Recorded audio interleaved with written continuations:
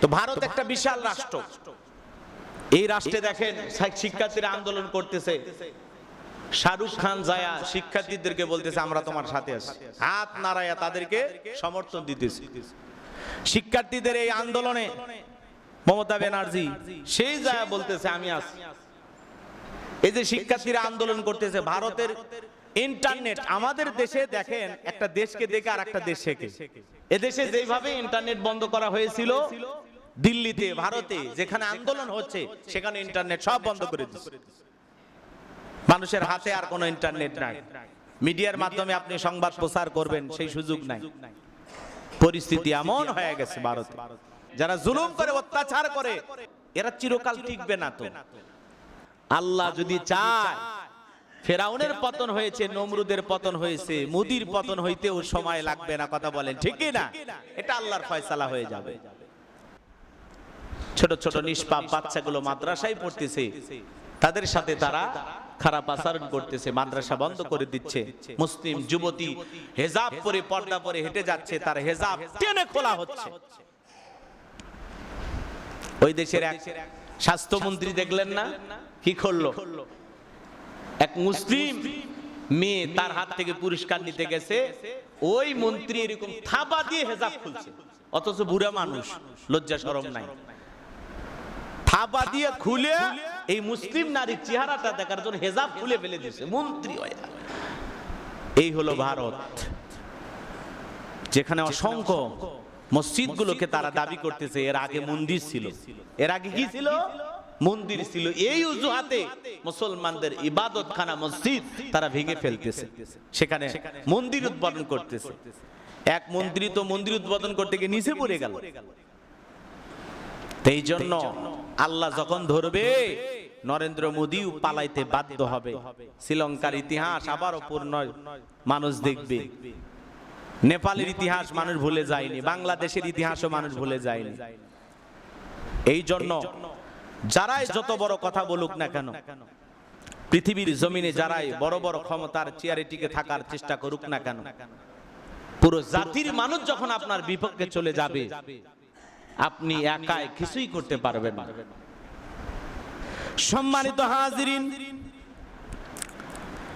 যে কথা আমি বলতে চাচ্ছিলাম, গভীর মনোযোগ দিয়ে কথাগুলো শুনবেন।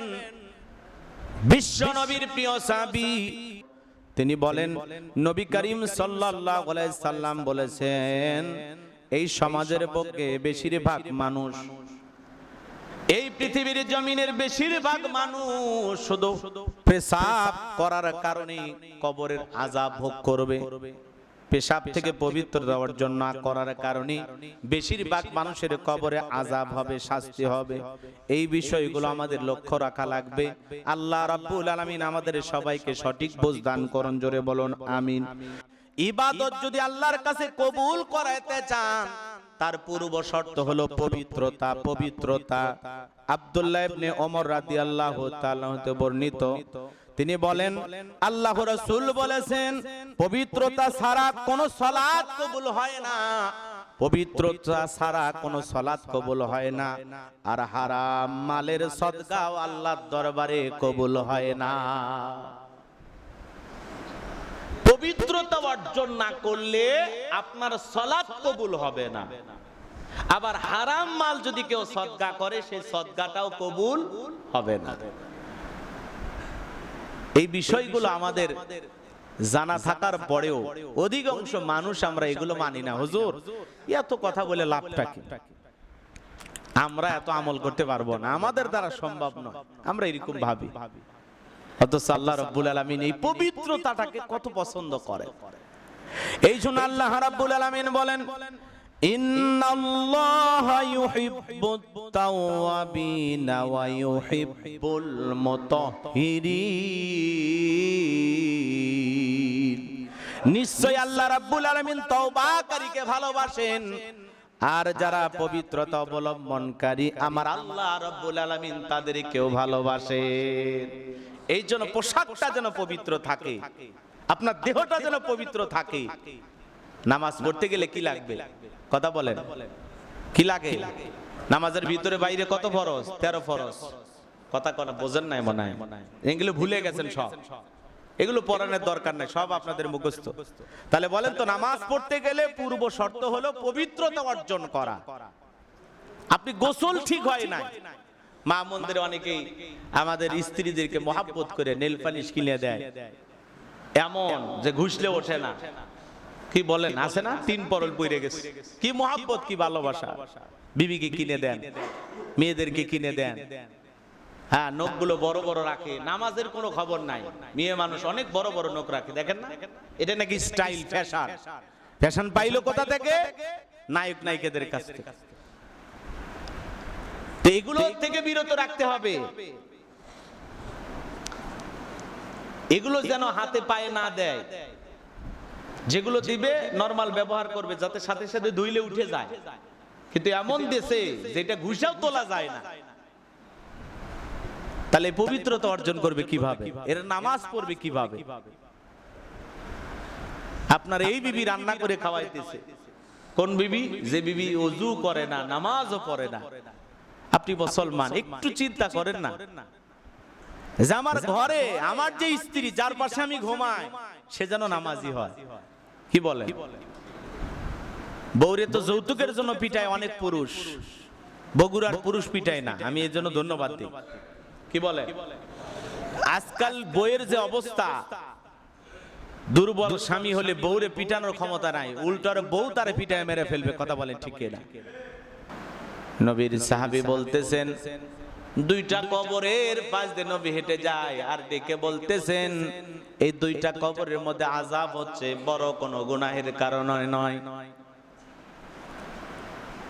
2টা কবরে আযাব হচ্ছে 1 নাম্বার কারণ, একজন হলো পেশাবের থেকে নিজেকে বাঁচায় রাখতো না, পেশাবের ছিটা ফোঁটা থেকে নিজেকে বাঁচায় রাখতো না, অপবিত্র হয়ে যেত পেশাবের ছিটা ফোঁটা লাগার কারণে। তারপরেও সে এটাকে কিছুই মনে করতো না।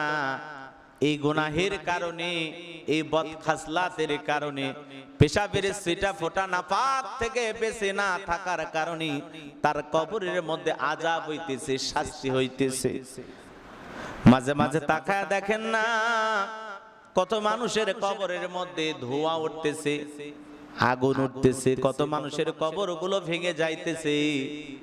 মাঝে মাঝে তাকায়া দেখেন কবরগুলো ভাঙা পড়ে, ভিতরে কোনো লাশ নাই, লাশ নাই, শুকনো 2-1টা হাড় পড়ে আছে।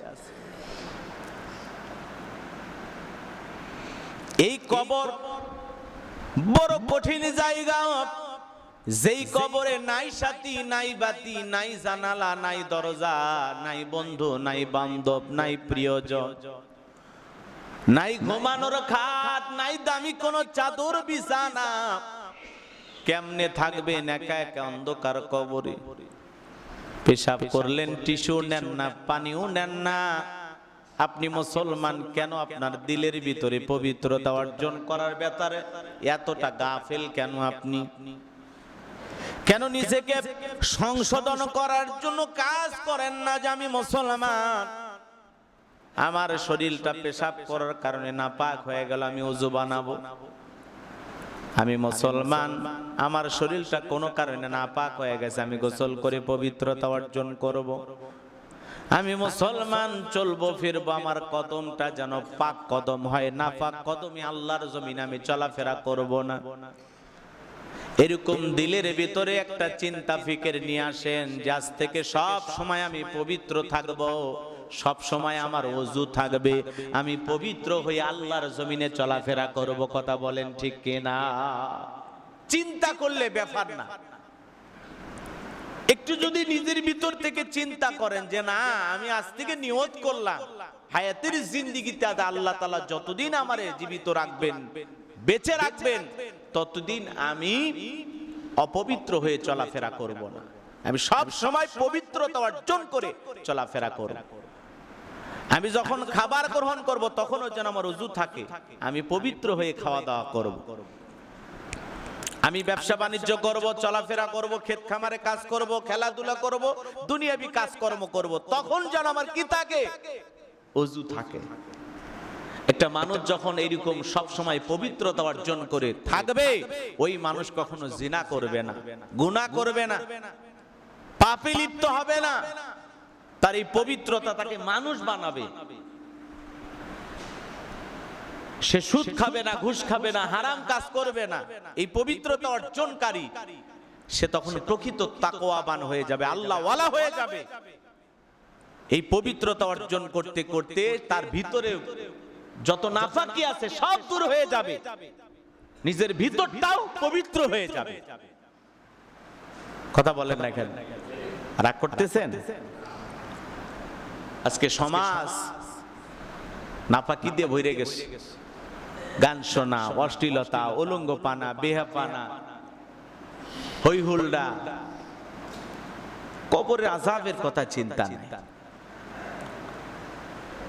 আজকে মুসলমান কি সুন্দর মাথায় টুপি, কি সুন্দর মুখে দাড়ি, হ্যাঁ, দেখে মনে হয় সাক্ষাৎ আল্লাহওয়ালা, কিন্তু তাদের কার্যক্রম এতটা নিকৃষ্ট, তাদের কিছু বিষয় সমাজে এমন ভাবে ছড়িয়ে পড়ে যার কারণে পুরো সমাজ লজ্জিত হয়ে যায় যে এই মানুষ এই কাজ কেমনে করে।